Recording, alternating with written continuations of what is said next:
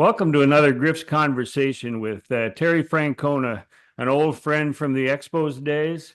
And Terry, I really appreciate you taking time out. I hear you're in Goodyear working with some of the Reds' young players and looking forward, I'm sure, to spring training. And the funny thing is that I don't believe you were planning on this renewed managerial gig. It's like they knocked on your door. You accepted an invitation to join the Reds following a year off.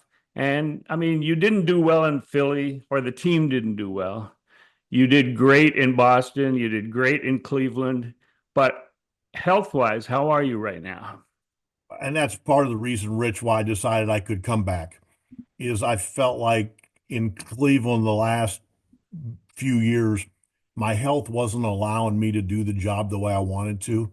And I felt like I was starting to shortchange people. I didn't feel good about that. I didn't leave because I was mad at anybody or anything like that. I love those people. Um, when the Reds called, it was probably the furthest thing from my mind. I was enjoying being retired. And they flew out, which kind of blew me away. I mean, we did the interview. I was sitting in my rocking chair. They were sitting on my couch. And I caught myself about 20 minutes into the interview starting to say we. And I was like, whoa, whoa, slow down there, big fella. But it just felt right. And I, you know what? I think my health is to a point where I think I can do the job appropriately. I know I'm going to have to keep an eye on myself a little bit because, once the season starts, you've been through it, all those flights and the late nights and the rain delays.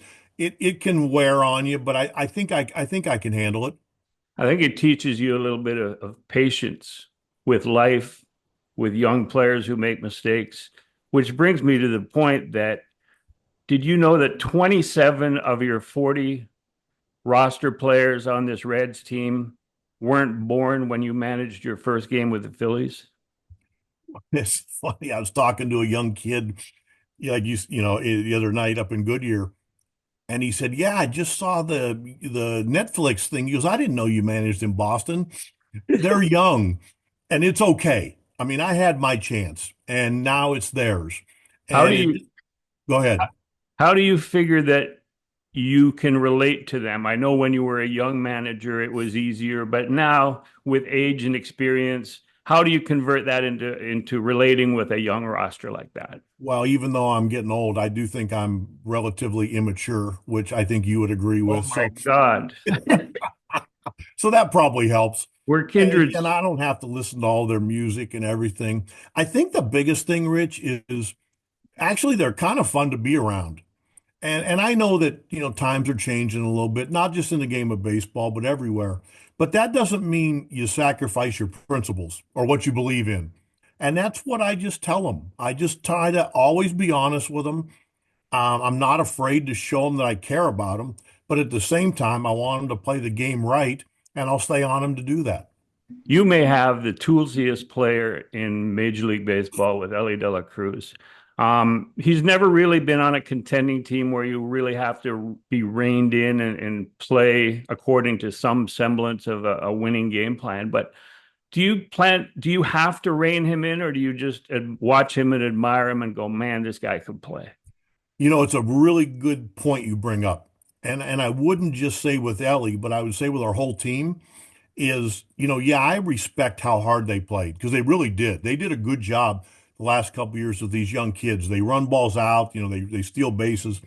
But I told them, I said, our goal has to be every bit as aggressive, but also be intelligent. We can't just steal bases because it's in your toolbox. It has to help us win the game. And these are things we're going to talk about all spring training. I already talked to Ellie about it. Um, I said, hey, man, you're going to be okay when I ask you why you ran. And he goes, yeah. I said, okay, remember you said that because I want what's best for not only our guys, but for our team, because that's what we're about. So I remember, and I'm going back into history now. I remember a first round draft pick out of Arizona, Golden Spikes Award winner. I think it was the second in a row that we had drafted with the Expos. I think Tim Wallach was the year before from Cal Fullerton, and you were Arizona. I think Casey Candell and Brad Mills were on your team. So it was a different social media thing. I was the PR guy. I wrote the release when we drafted you and signed you. And then I'm at spring training and I'm in the clubhouse and they're already out on the field. And this guy walks in, this kid walks in, skinny arms, skinny legs, a little bit of a belly, a little bit of a beer belly. Little bit. I thought you were there to help John Silverman with the laundry and shit. I But remember I think it was Andre Dawson thought I was the owner's son. yeah. So anyway, here's this Golden Spikes winner that was completely opposite what I had imagined when I was writing the releases and waxing on about how great you were. But there's a funny story that you told about that off season and the obligation of going to all the awards banquets and Jim Fanning's advice to you during that winter. Because Jim was the scouting director at the time and had signed you. Tell that story. Well, so I played the full college season and then I signed. I think I took like 6 days off and signed and went to Double A to Memphis and played every day. Went to instructional league, played every day. I mean, my goodness, I probably had 800, 8 or 900 at bats. And after the instructional league, Jim was like, Terry, go home and rest. You're tired. Well, I took it to heart. Man, I went home. And when I showed up in spring training, I was number 67. And I remember trying to tuck my shirt in and it wouldn't stay tucked in.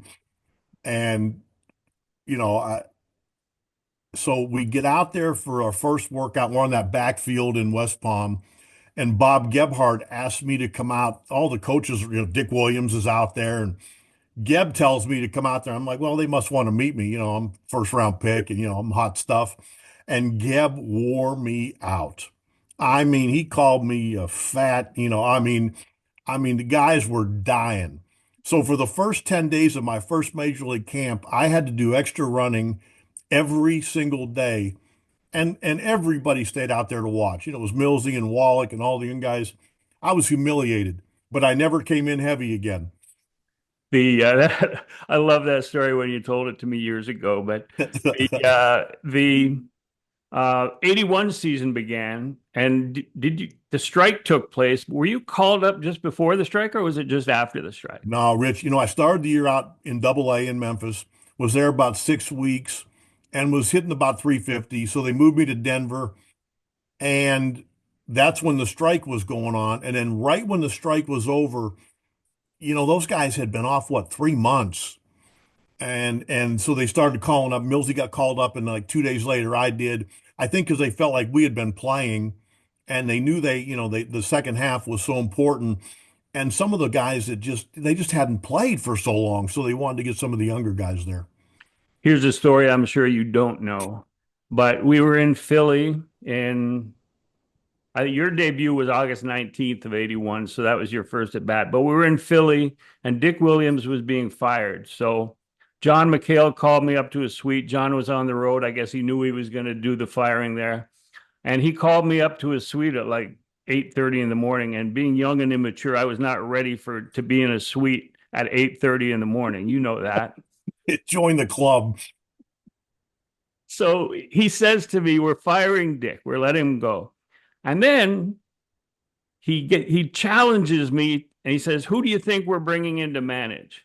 So I guessed about like 6 names. And then he went, no, Jim Fanning. And that straightened me out in a hurry. The fog cleared. And he said it was because Jim was familiar with all the young guys, Terry Francona and Brad Mills and the other guys that are going to be a big part of our future. So it's your fault. I'll tell you a couple things about that. John McHale, I can't say enough nice. I mean, he was like when he came down in the clubhouse, you knew somebody was either getting fired or getting released or getting traded. But I had so much respect for him.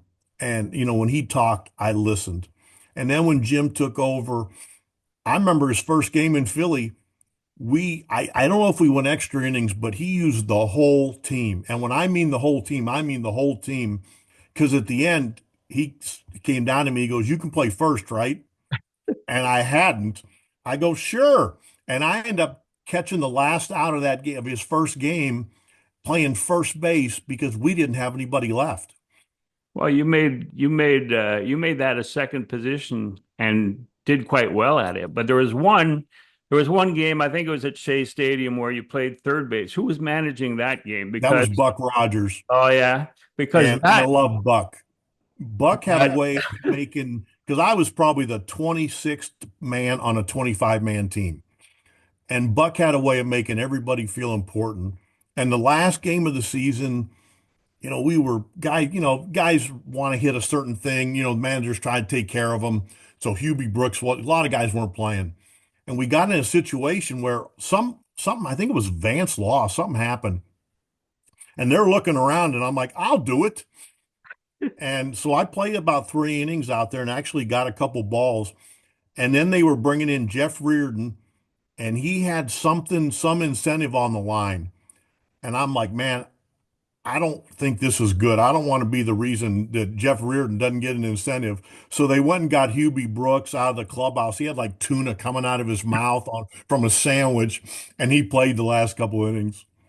yeah, the that makes you a great choice in that baseball reference trivia game that crossed the. That's Between me and my dad, there's a pretty good chance we're an answer every day. yeah, that's a great point. Um, we've already talked about Brad Mills, who played with you at Arizona, and Tim Wallach, who you knew from playing at Cal Fullerton and won the Golden Spikes before. Did those friendships and those relationships make it easier in a major league clubhouse as a 21, 22-year-old? Yeah, Rich, it did. But I will say this. I also knew how lucky I was. I mean, it wasn't just Wallach and Millsy. Yeah, that makes you comfortable. But then the veterans, guys like Chris Spire, Dawson. I mean, man, they were the best. Gary Carter. I mean, they taught you how to play the game right.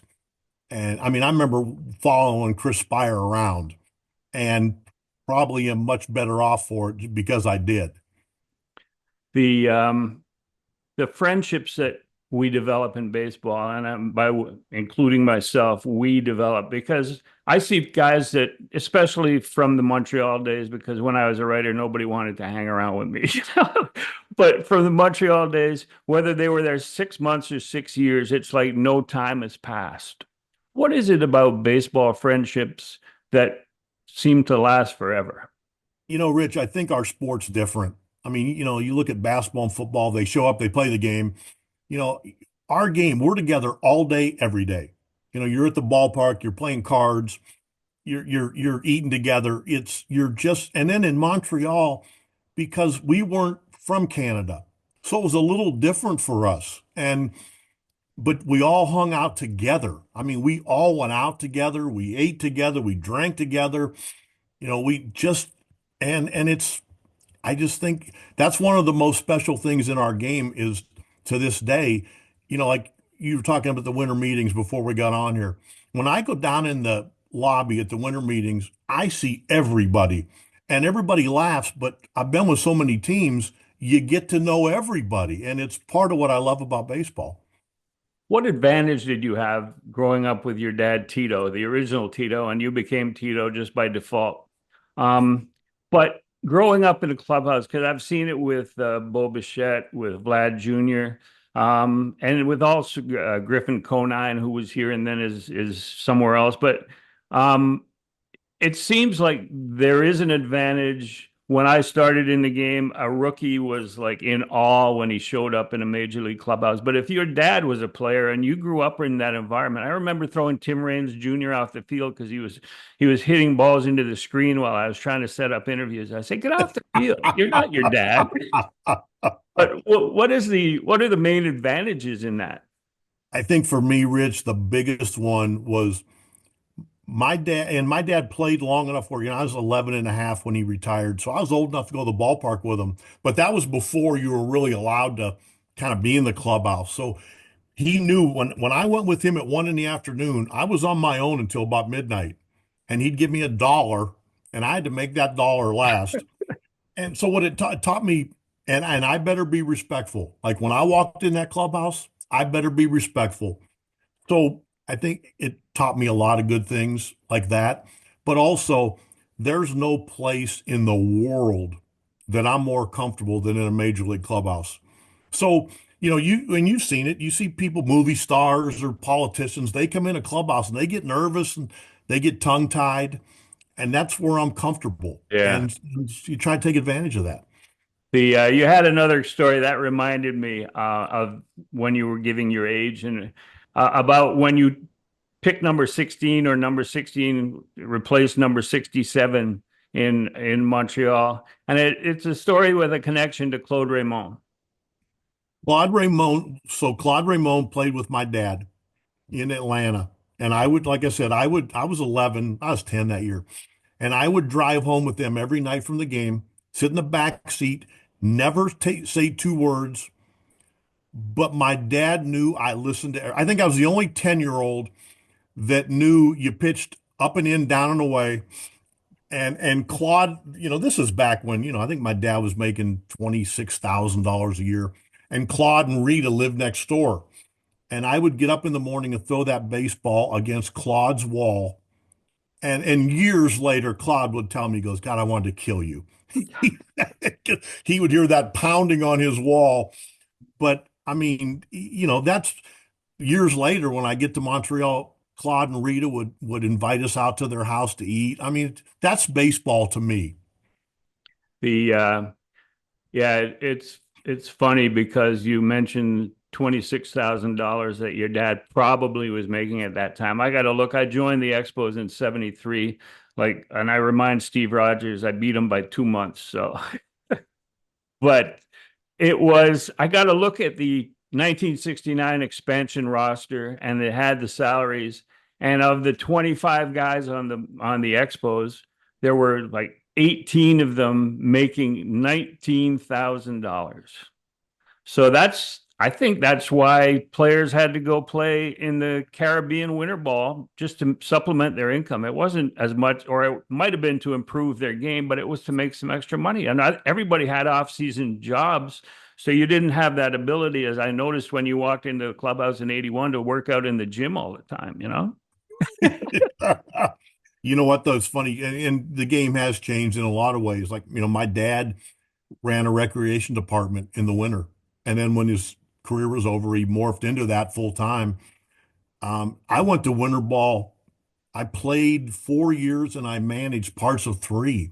That's 7 years of your life, spent down in the Caribbean. People don't do that anymore, but it was good for me. I mean, you learn so much when you're uncomfortable somewhere, where you don't really speak the language and you're not in your home. You learn how to be patient. You learn how to make adjustments. It kind of helped me grow up a little bit. There were three specific moments about Busch Stadium in all of its iterations that I remember vividly. I have that picture in my head. One is Moises Alou tearing up his ankle in a Joe Theismann type injury with the foot lying sideways on the turf. There's that injury. There's having to wake David Palmer up to tell him he had thrown a perfect game after 5 innings when it was raining.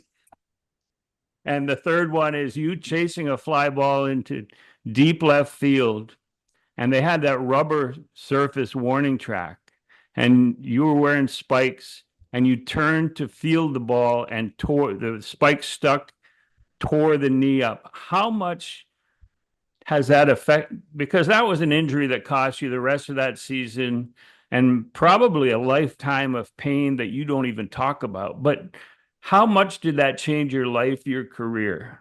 And that was in 1982. Yeah. And Rich, the other one was 2 years later because it took me about that long to kind of get back to what I thought was, we could move and not think about, oh, well, I better protect this before I do something. And it was almost to the day 2 years later that I hurt the other one in Montreal. And that was when things changed dramatically. From then on, I was just trying to make myself valuable enough to be on a team. Whether it was a left-hand pinch hitter, whether it was a defensive replacement, because people ask me all the time, they're like, hey, are you bitter about that? I have never been bitter. And I think one of the biggest reasons was I would get my knees taped the same time, the same way as Andre Dawson every day. And he went out and put up a Hall of Fame career, and I couldn't do it. I just couldn't make the adjustments. Once my knees were gone, it just got really hard. That's funny because we're on the same page here because my next question to you was because I saw the big apparatus that you would have to put on your knee just to go out there. I mean, it didn't hurt your speed because you didn't have any to begin with. But the question I was going to ask was, did Hawk have a special empathy for you because you guys were in the same situation, basically? We And you used to, answered that question. I'm telling you, we would stand on the training tables, and Ronnie McLean, the round mound of ultrasound, would The do our greatest knees. nickname ever. And yeah, Hawk and I, we still talk. I saw Hawk this winter in Cleveland at an autograph thing, and I don't think people, when they see Hawk, I don't think they realize how lovable and how silly he was and is. You know, he looks like this intimidating guy. I mean, my first spring, I think I called him Mr. Dawson for about a week, but he was so lovable, but he was such a good teammate. And you talk about a guy that played through pain and not just played through it, but played at a Hall of Fame caliber. I always respected that a ton. Well, my son Patrick, I named Patrick Andre because I observed everything you're talking about. And I wanted my son to grow up with the same courage and ability to play through adversity.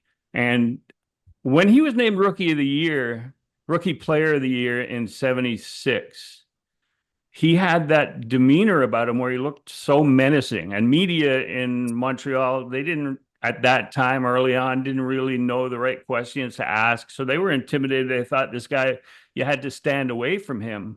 And it took a while, and it took me saying, hey, go talk to Hawk. He's not an intimidating person. He's a great person. And then I think when he took Tim Raines under his wing after Rock had his issues Yep. and came to spring training in 82, and Hawk didn't like him in 82 because he was sort of like a young know-it-all at the time, and then realized in the spring of 83 that he needed help and he needed his help. And I think that that relationship and people observing that relationship sort of softened Hawk's image and made him more approachable. And God, he's a Hall of Famer, you know. He's a Hall of Fame player and he's a Hall of Fame person. I agree with you, Rich. Hey, he's a sweetheart. And then okay, that takes me to a guy who, in my mind, is a Hall of Famer, but he's not in the Hall of Fame. Pete Rose. You played with Pete. We signed him in '84, and I tell this story all the time. How he told Peter Durso, I think Peter was the traveling secretary, that he needed a new condo at spring training because he showed up just in time for the start of spring training, and his like it was a late accommodation, and he said, I knew it. And Peter said, why? He said, well, the satellite dish isn't big enough. I can't get those West Coast games basketball. And I thought, oh, what a big sports fan. You know what though? He was one of the best teammates you ever could have. He treated the young players, you know, like me and Wallach and Millsy. We'd be on the plane playing cards with him. You could learn more baseball from playing cards with Pete than you would maybe from coaches. He was just the game was in slow motion for him. And then, you know, when he went back to Cincinnati to manage, he brought me over there in '87. And it's one of my biggest regrets because I stunk that year. I made the team out of spring training as a non-roster, got to play because guys were hurt, and I felt like I had amnesia. I just forgot how to hit. And it killed me because I felt like I let Pete down. Well, in '84, he would take me aside on buses, on trips, spring training, whatever. And after about a month and a half, he said, Tito is Merlin. His nickname should be Merlin because I he swings it like a magic wand. He's got no exit velocity, and that wasn't even a word at the time. We didn't even know what exit velocity was, but he didn't. He said he doesn't hit it hard, but he gets hits. And you guys bounce between left field and first base and left field, and it was a relationship that worked. And to me, just the fact of him going out with maybe Billy DeMars after a game and setting up the cage and taking more hitting, that had to be a tremendous example for younger players. Like, okay, I could go downtown, I could go to Crescent and sit down and relax and have a beer, or I could try and be a little bit more like Pete, who's going to the Hall of Fame, or we thought he was at the time. But I yeah, I'm glad to hear that you loved him as a teammate. and through him, Billy DeMars, who was like, Billy, when I made an out, Billy took it personally. He cared so much. And I met, I got close to Billy through Pete. Pete was To me, Pete was baseball. And I know there's some things that happen. I get it. And I'm not smart enough to know what the right answers are. But I also know that I'm not able to be not biased when it comes to Pete because I was around him as a teammate and he was the best. The only time I was mad at Pete, and he would, like you said, he was like a had such great interaction with his teammates. And sometimes he would come up blank with a player's wife's name, and he would come over and go, "Rich, what's Rock's wife's name?" And I would tell him, and then he would go over there and charm him. He would just be on top of it. At spring training in Vero, I think it was. He asked me, "Who's that guy? I know he's on the board of directors. I know he's an owner." So I told him, and he went over and he slapped him on the back and called him by his name. The guy knew how to play the game on He, and off the field. I'll tell you one of the funniest things, Rich, and I'll never forget this. For some reason, he wasn't playing one day. I don't know, why a guy with 20 years, but he was going to pinch hit. I don't know if he was hurting a little bit, but, because that didn't happen. And so we're sitting there, me, him, and Wallach, and he goes, "Watch this." And so he knew he was going to pinch hit. So Gary Carter was going up to get his last at bat. And Pete waited till Gary got almost into the batter's box, and Pete emerged from the dugout, and the place went bananas. And kids out there tipping his hat, Right.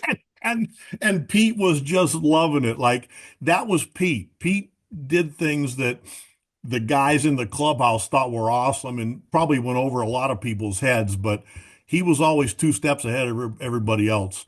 Okay, so here's a gap of 7 years. I brought up when you came in the clubhouse in 81. You brought up about how disappointed you were in your 87 season playing for Pete.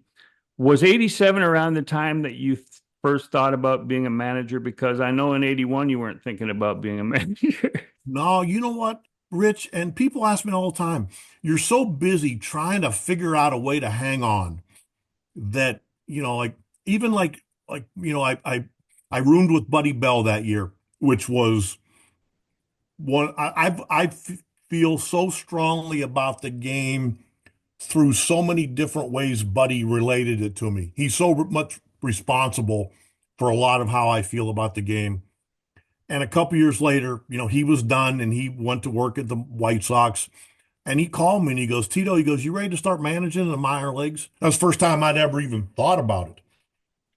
And I said, "Buddy," I said, "when the season was over, I said, I had my knee done, I had my shoulder done, and I had my wrist done. I said, I worked too hard. I want to at least try to go back and see if I can do it." And I went to spring training with St. Louis and I could not do it. And I knew it. When you know it, Yeah. you're done.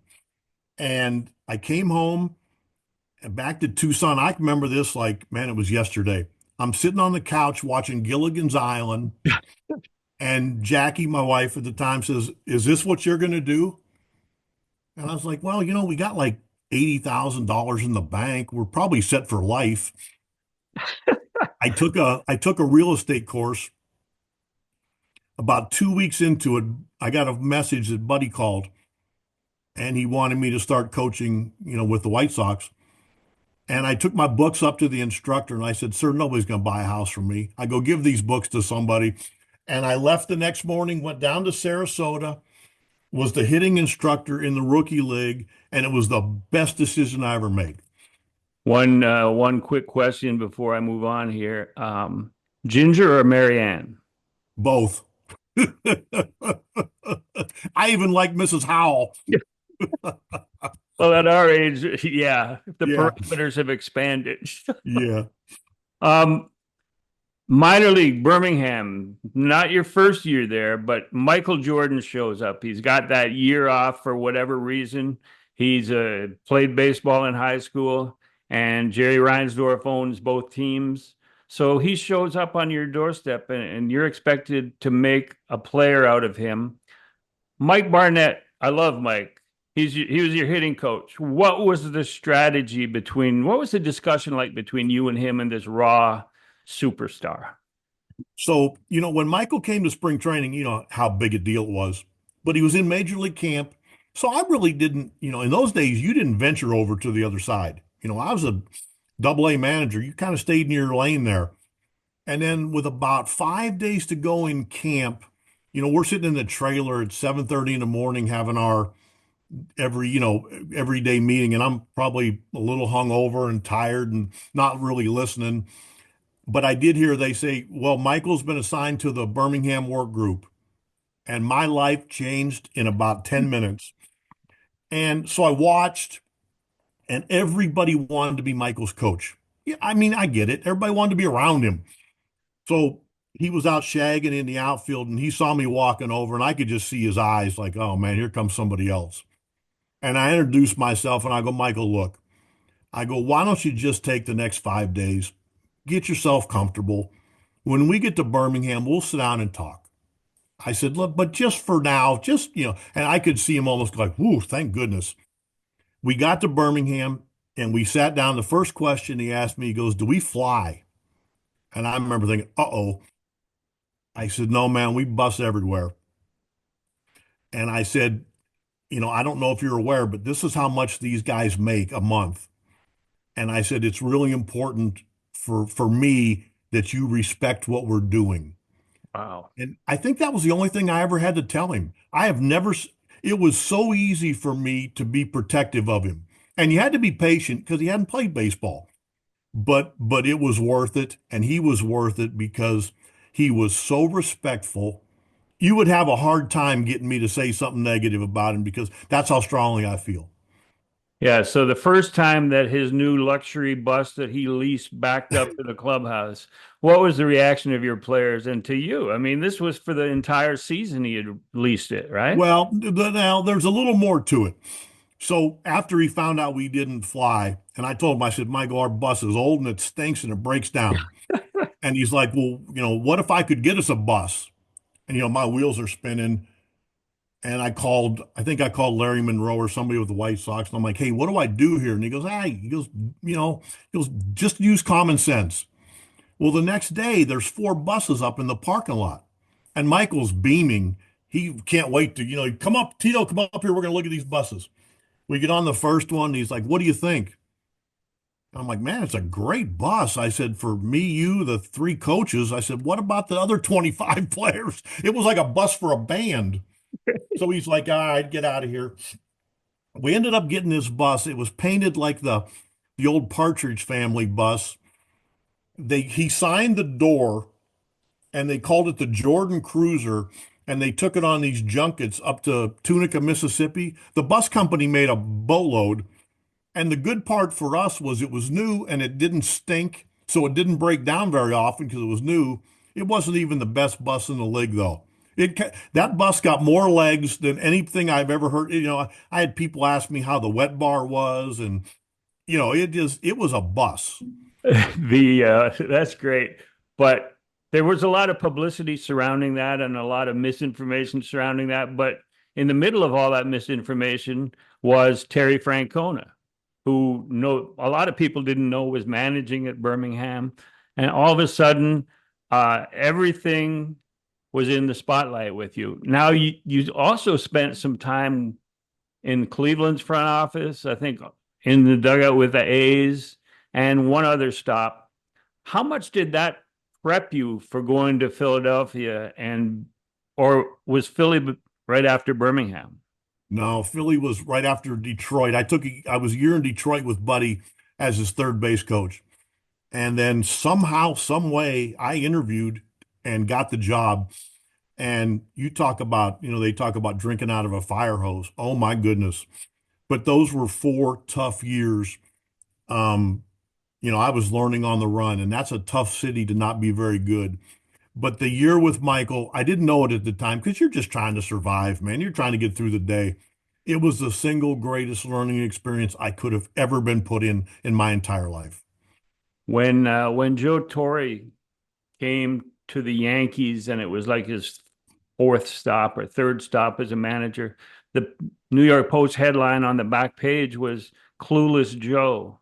And if there was anything that rhymed with Tito, it would have been there in a similar vein because your stint 4 years in Philly were not very good, but you survived. And we see the Eagles situation and the fans, and we all know about fans in Philadelphia surviving that and coming out with your personality and belief in yourself intact and then going to Boston. How much did that help Well, I'll tell you what, ready Rich. for a situation with a good team? Yeah, but I'll tell you what, when I left Philly, I wasn't sure I wanted to manage again.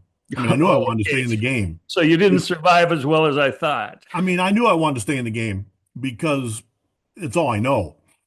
And I love it. I just, that was a tough 4 years, but I did a smart thing. Every once in a while, I do a smart thing.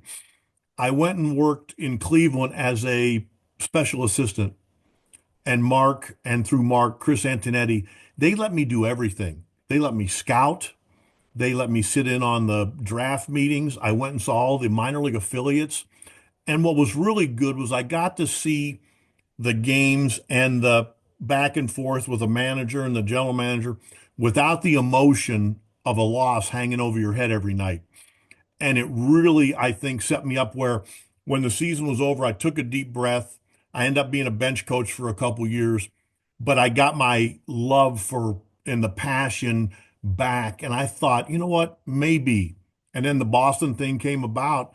And there's not very often where you take over where a team's ready to win. Usually, the team loses 100 games and they're going to blow it up and going to start over. This team was ready to win.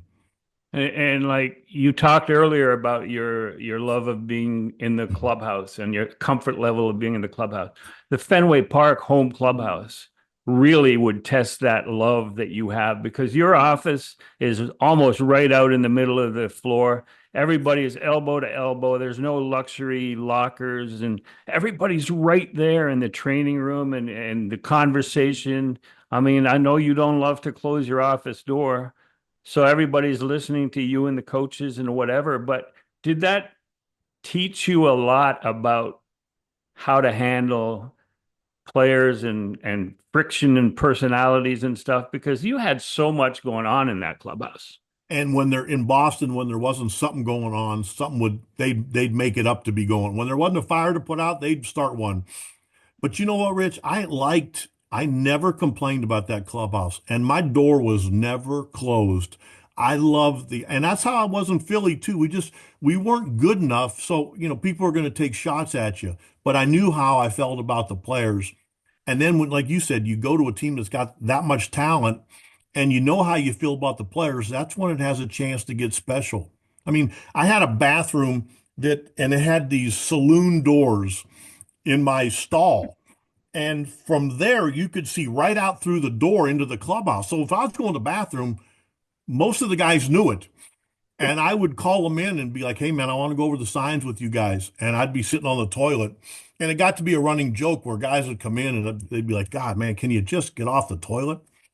The the legend is you and Dustin Pedroia playing cribbage. Who do you think has the advantage in the lifetime tournament between you and Pedroia? And make a case for me right now about why he should even be considered for the Hall of Fame.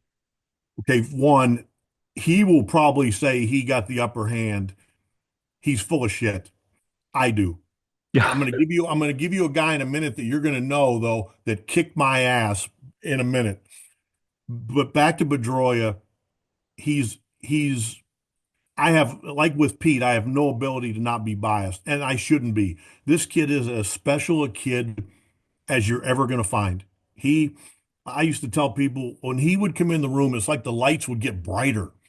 I mean, this kid is what you're looking for. He was like Radar O'Reilly of MASH. Like I'd say something to Millsy in the dugout, like, "Hey, we better hold this guy on second." And I'd look up and Petey's waving his hand like, "I got it." He was so special. I mean, oh my goodness. He's everything you're looking for in a player and a teammate. You talk about a team being ready to win, but it's one thing to get to the postseason, and it's another to not just dominate, but excel in the postseason. And you won your first 8 games as a World Series manager in '04 and '07. But the biggest thing to me was coming back from '03 against the 3 games down against the Yankees. And what did Millar say? You better win this game. And you guys came back, and I think Quantrill gave one up to Big Poppy. David. Yeah. And yeah, so which of those accomplishments is most satisfying for you? The first World Series, the comeback from '03, or winning 8 in a row to But begin your career? Well, I'll tell you what, Rich, and I'll even take it a step further. I was every bit as proud of our group in 16 in Cleveland that we didn't win, but we were so beat up and I thought we overachieved. And that group was as special as any group I've ever been around. But the 4 games against the Yankees were the 4 funnest baseball days of my life. And I felt that during it. Maybe I was naive and dumb, but I was having fun. And I don't know if we could ever pull that off again. Who knows? It's hard to win 4 in a row against bad teams, let alone the Yankees. But that was the 4 funnest baseball days of my life. When you're managing across the field from Dave Roberts, are you going to just tip your hat to him? Because that was a huge moment when he stole that bag, too. Rich, every time I see Dave, every time I go up and give him a hug and I go, "Thank you for my career." Because I don't doubt if he'd have been out, they'd have had another manager the next year. Yeah. And you tell players, "Hey, stay ready." Well, that was the ultimate, "I'm ready." And we laugh because I make sure everybody sees me. I give them a hug and a squeeze, and because it was so special. To wrap the conversation up, and I appreciate your time on this. It's been a great convo. Um, Take you back to Montreal. The 81 or 82. I always thought that maybe the 82 team had more talent with Scoop, Al Oliver playing first base, and just the ability to produce runs that he had and Gary had at that time, and just the surrounding cast. And the pitching staff was still young, and they were like 7, 8, 9 inning guys. Do you think 81 or 82? Because 81 was that split season, and people don't give it any credit at all. But it was the beginning of, to me, 82, and they got rid of Larry Parrish, which probably was a mistake, thinking that we need to go. John McHale admitted that was a big mistake for him. And Eli ended up there. Tim Wallach ended up there and had a great, great career. But at the time between 81 and 82, even though Al Oliver came in, maybe that was a mistake. What was your comparison between 81 and 82? Well, 81, I was just trying to, I mean, when I got there, I don't think I was supposed to play, but then Raines hurt his wrist, so I was started playing every day.